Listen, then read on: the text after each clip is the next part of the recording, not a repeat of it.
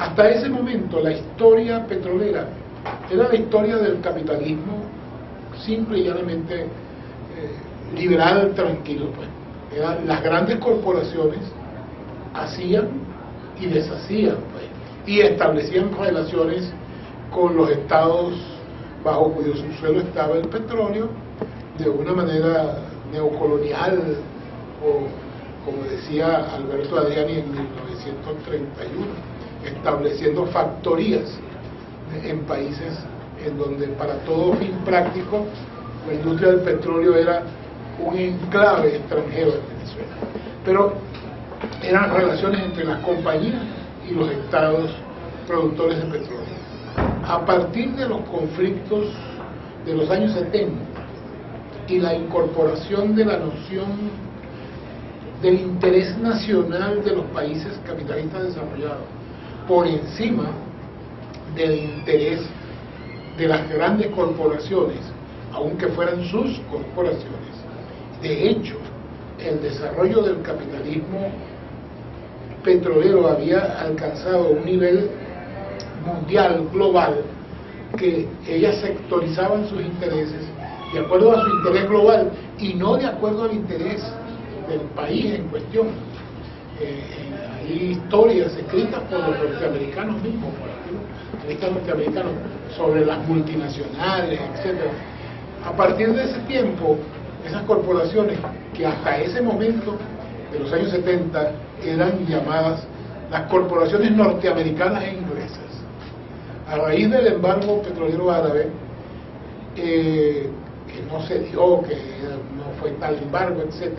Sin embargo, la fidelidad de esas compañías con sus países metropolitanos se puso en duda, en el sentido de que esos países, Estados Unidos, por ejemplo, mira, yo quiero petróleo, que me traigas petróleo de Arabia Saudita. No, yo no te puedo llevar petróleo de Arabia Saudita. ¿Por qué? Porque tú estás embargado. Arabia Saudita embargó eso y yo, ese petróleo me lo entrega a Arabia Saudita para llevarlo a China, a Rusia o a Francia, que no estaba embargado, pero no lo puedo llevar a los países embargados.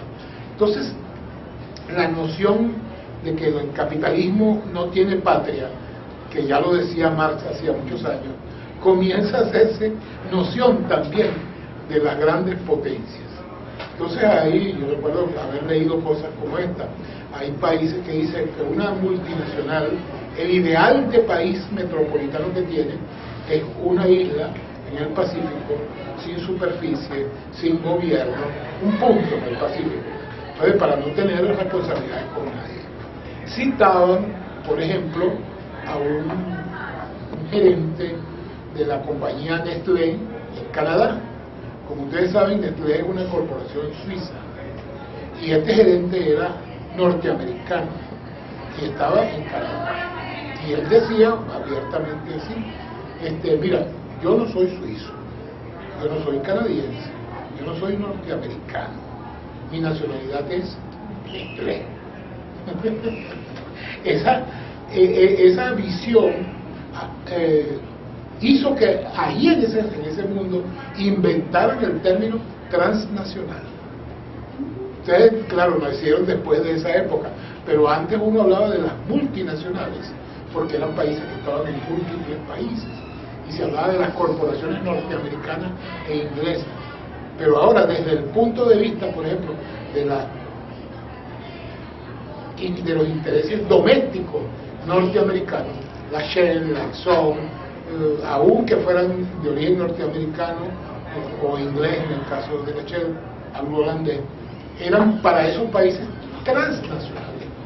Y el conflicto con la OPEP, más esa posición de no compromiso nacional con nadie, yo lo que quiero es maximizar mis beneficios. Como les contaba yo a ustedes, ese efecto de las negociaciones petroleras, que los ingresos iban a los paraísos fiscales, ¿no? A Curazao, a Aruba, Panamá, Andorra, a Liechtenstein. No se pagaba impuestos en Venezuela, eso está bien porque es una empresa colonial, pero tampoco se pagaba impuestos en los Estados Unidos. Oye, pero si esta es la metrópoli, no, los impuestos van, o sea, los ingresos van a Curazao, ¿Por qué? Porque ahí la tasa de impuesto es cero, que así lo dispuso el gobierno holandés. Bueno, y entonces ahí es que vamos. Y a Panamá por la misma razón.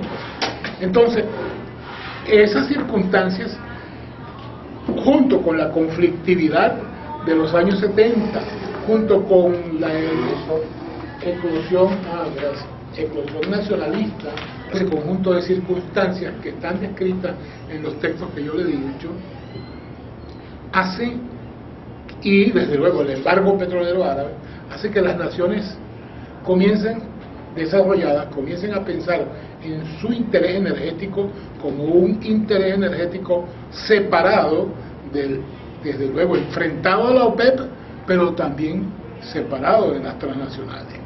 Y es así como se crea la Agencia Internacional de Energía, para sintetizar ahí el interés de los estados. Porque la Shell hasta ese momento representaba intereses anglo-holandeses, y la Exxon, la Mobil, la Chevron, intereses norteamericanos. No tan norteamericanos, porque más norteamericano es ConocoPhillips, que para ese momento era una empresa nacional, Continental, City Service, un conjunto de empresas que estaban fincadas en Filadelfia, en Texas, entonces en Oklahoma. Entonces, bueno, esas sí eran petroleras norteamericanas que tenían intereses en la economía norteamericana, pero las otras son transnacionales.